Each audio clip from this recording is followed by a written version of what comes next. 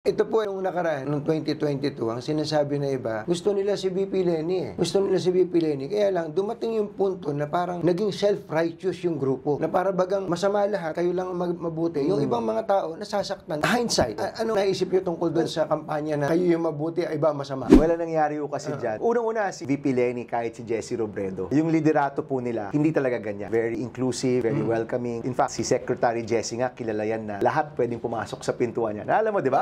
Kahit anong partido mo, kahit sino ka pa, pwede kang pumasok at kumausap. Ganyan din si ma'am. So, yung kanilang liderato at yung dating baga sa ibang tao, ibang-iba talaga. Kaya ako naman po, simple lang eh. Kami po ang isa sa pinakamalalapitan na senador, kahit noon pa. Wala kaming maraming bodyguard. Yung mga bodyguard ko, yan sila dyan. Hindi naman mukhang maton yung dalawang yan. Mga cute. Kami po, malalapitan po kami. Wala kaming ganyang klaseng self-righteousness. Pero, syempre, kung may nakikita kaming mali, i-call out namin yan. Kung may nakikita kang tama, pupuriin namin yan. No, hindi ko alam kung self-righteous na ba yan. Pero, gaya mo, pag may nakikita kang hindi maganda, sasabihin mo talaga. Ako po, yun nga actually ang aking advocacy eh. Hikayatin ng mga tao na magalit kung dapat magalit at pumuri kung meron dapat purihin. Ako po, kahit naman noon, ganoon naman tayo. Kahit pa noong time nasa administrasyon ako, ganoon rin naman tayo. Naging oposisyon tayo, ganoon rin naman. Independent, ganoon pa rin. So, ako po lang makakapigil sa akin na magsabi ng totoo kung may nakikita akong hindi maganda. Pero kung may maganda naman po, dapat suportahan natin.